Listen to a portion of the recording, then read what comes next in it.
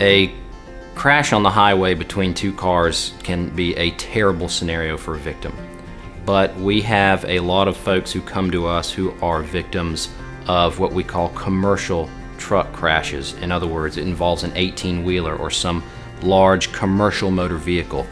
The commercial motor vehicle term is something that the state and federal government specifically use for large vehicles with extraordinary weight that are capable of an extraordinary amount of harm. Those types of crashes and incidents are very, very different than a residential automobile crash between two cars. They're very different because, one, they require the attorney and the trucking company or the commercial truck company adhere to certain federal requirements in addition to state law requirements. So federal law comes into play in those cases a lot more than an average car crash case. Second is they typically are much more harmful to the victim. But where commercial crashes become most complex is in the investigation and reconstruction of the engineering and the crash data. In other words, what happened in this crash? Well, in a commercial truck crash, it is almost a necessity to obtain professional engineers to do a full crash reconstruction of the scene.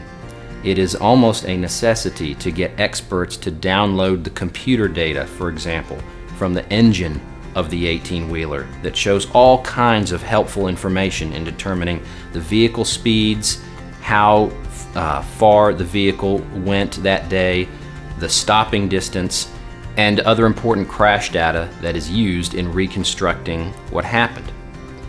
Now, we talk a lot with our clients about the federal laws that are involved in the trucking industry, and there are a host of laws and regulations that the trucking industry has to follow in order to keep us all safe on the roads. For example, we don't want sleepy truck drivers, so there's rules requiring how much sleep time you have before you can go on a long-haul trip. There are rules about how much weight you can carry. We all drive on our family vacations and we pass on the interstate, those scale stations off to the side. Well, those are weighing trucks to make sure that they're not weighed down too heavily so that they don't encounter mechanical failures on the highway, because that also puts us all at risk. So the trucking industry has regulations they have to follow. A thorough review after hiring an attorney into the documents and data that are kept by the trucking industry can show big violations in those standards. They can show that the driver did not have adequate training for the particular job he was doing, and the training responsibility is that of the trucking company.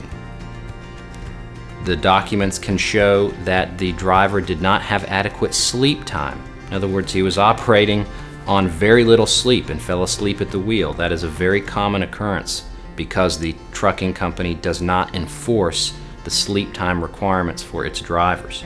But most importantly is safety training.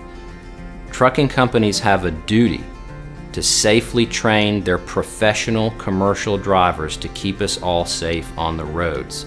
If the trucking companies don't adequately and safely train their drivers, then that puts everybody at risk, including the driver him or herself. And so the attorney that you retain in a commercial crash incident has a responsibility very early on to conduct a thorough review of how the trucking company complied with these regulations. And in our experience, in almost every case, we find a number of violations that, had they been followed, this would have never happened.